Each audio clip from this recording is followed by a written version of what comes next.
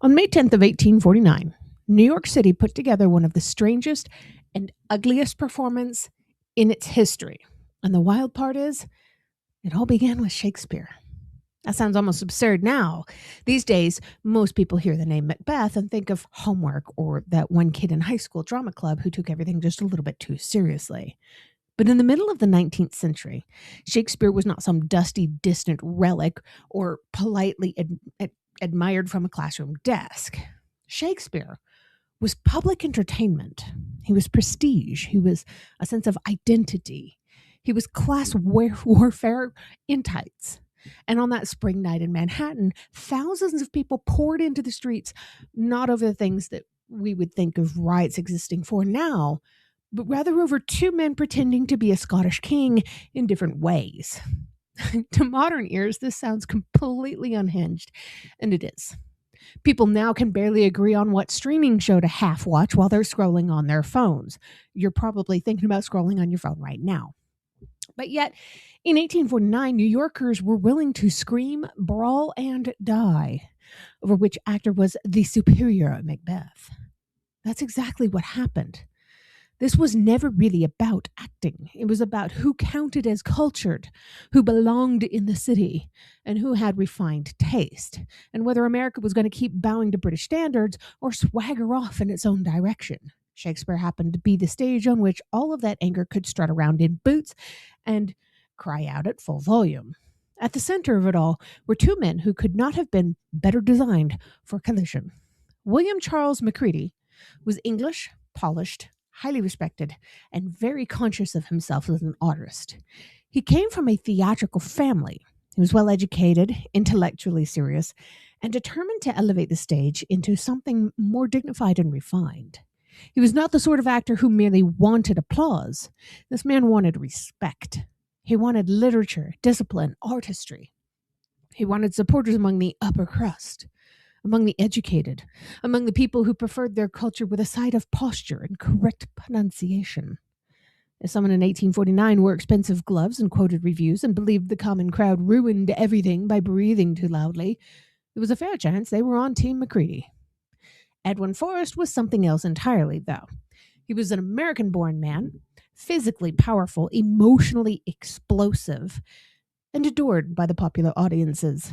He represented a rougher, bigger, louder style of performance. He was not elegant in the way that Macready was elegant, but that was part of the point. Forrest looked and sounded like a man who would actually kill a king rather than just merely rehearse the idea in his head with pretty words. He had the kind of masculine, thunderous, muscular presence that made working people cheer for him. He was considered deeply American in style, even when he was speaking Shakespeare's lines. Where Macready brought technique, Forrest brought force. Where Macready gave audiences thought, Forrest gave them impact. One seemed sculpted by dramatic theory. The other seemed built from appetite, nerves, and shoulders, and maybe sculpted by an artist. Both men naturally had egos large enough to require separate weather systems. At first, there had been a degree of mutual respect, or at least they pretended professional civility. But of course, that didn't last. Their rivalry soured and then curdled. Then it became one of those feuds where nobody can quite remember the last reasonable moment because everyone had been offended for too long. Forrest believed Macready had damaged him professionally in England. Macready had found Forrest coarse and difficult. Forrest, during one of Macready's performances in Britain, publicly hissed him from the audience like a theater-loving cobra. That alone tells you a great deal about the state of things. This was not some sort of quiet backstage dislike. This was open, theatrical hostility, acted out by actors who apparently never clocked out of drama. By the time Macready returned to America in 1849 for what was supposed to be a farewell tour, the stage was already set for trouble. America was in one of those moods where everything rubbed against everything else. New York was swelling with immigrants, especially Irish immigrants. Wealth and poverty lived uncomfortably close together. Street violence was common. Gangs were everywhere. The press was gleefully inflammatory. Class resentment simmered constantly. And the theater was one of the few places where all of those classes could physically collide in public. People did not attend the theater with modern manners. Back then, in 1849, they shouted, they booed, they talked back, they drank excessive amounts of alcohol, and they made their opinions known with volume and projectiles. The audience was not there to sit quietly in reverence. The audience specifically went to the theater so that they could participate, and sometimes participation looked alarmingly like riot prep. That brings us to the Astor Opera House. Even the building itself seemed to have been designed specifically to annoy the wrong people. It was intended for a more respectable crowd, which in practice meant the wealthier, the better dressed, the better behaved patrons, or at least patrons who believed themselves to be those things. The ticket prices, the dress code, the general tone, all of these things together signaled that this was not the Bowdry crowd's house. This was a place for the cultural seriousness and social sorting. It stood as a kind of architectural sneer, a grand statement that some people could enjoy Shakespeare in dignity, while others could go elsewhere and clap for noise. In a city full of people already primed to resent exclusion, this was not exactly a soothing design choice. And that's what makes the whole story feel so bizarre now. Imagine people in the present day forming street factions over rival productions of something like Macbeth.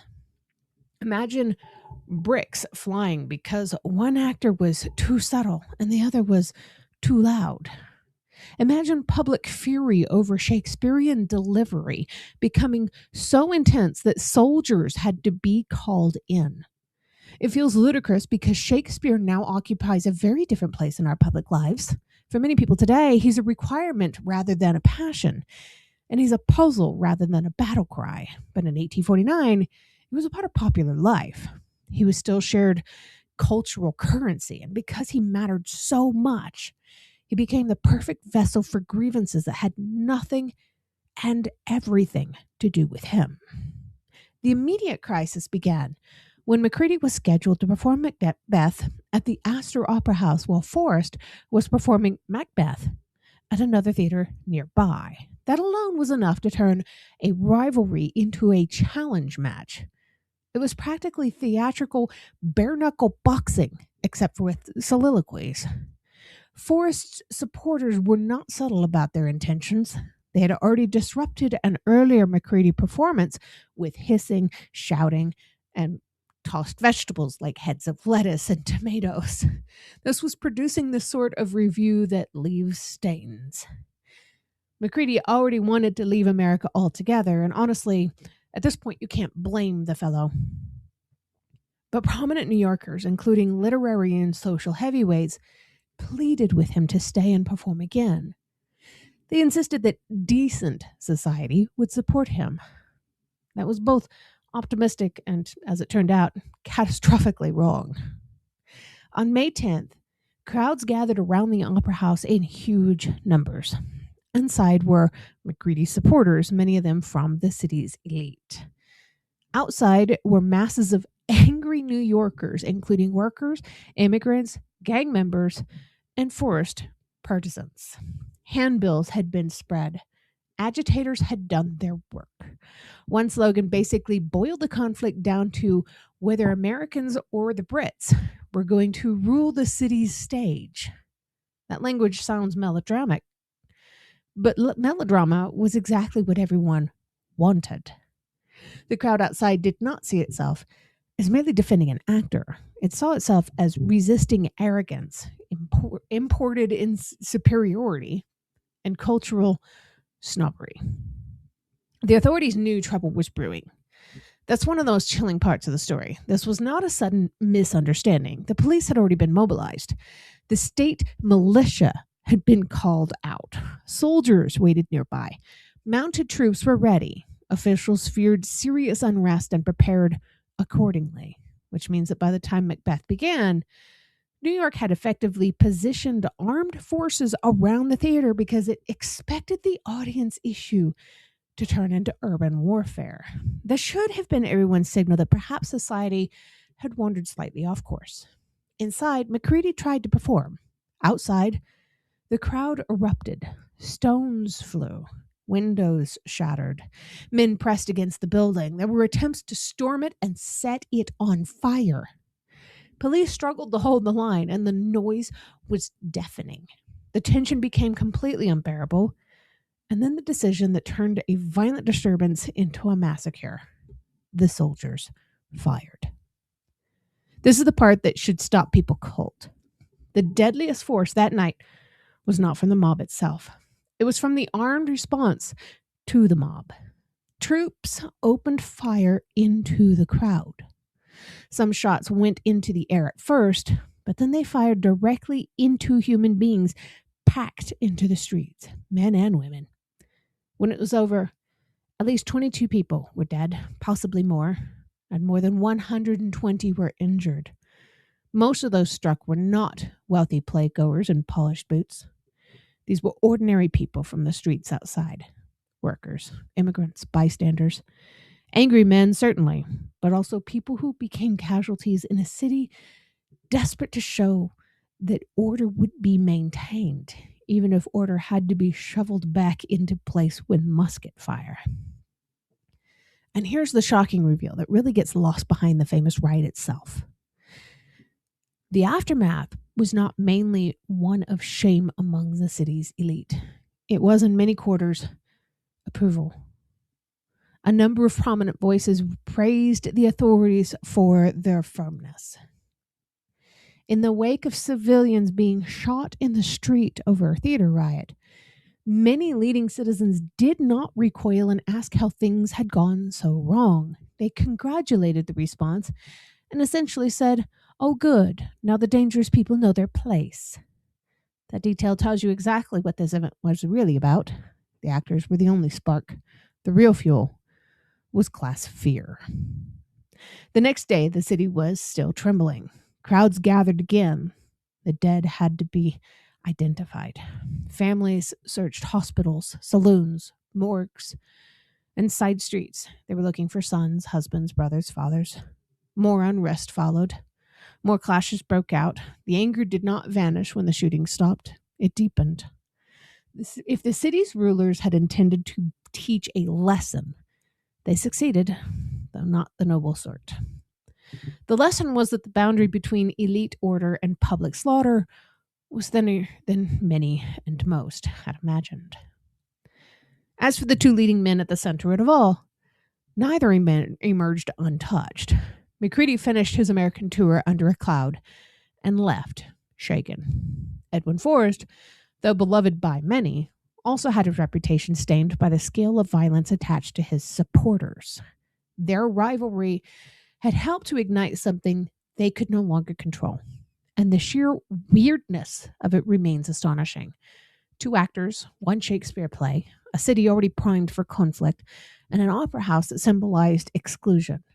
A crowd spoiling for insult and release. And then the bullets. The Astor Place riot also left a lasting mark on New York itself.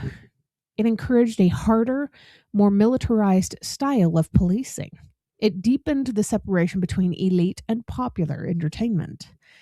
New York still sees a lot of that even now. Shakespeare, once a shared culture experience across the classes, increasingly drifted upward into the realm of respectable high culture, while working people were steered toward different kinds of entertainment.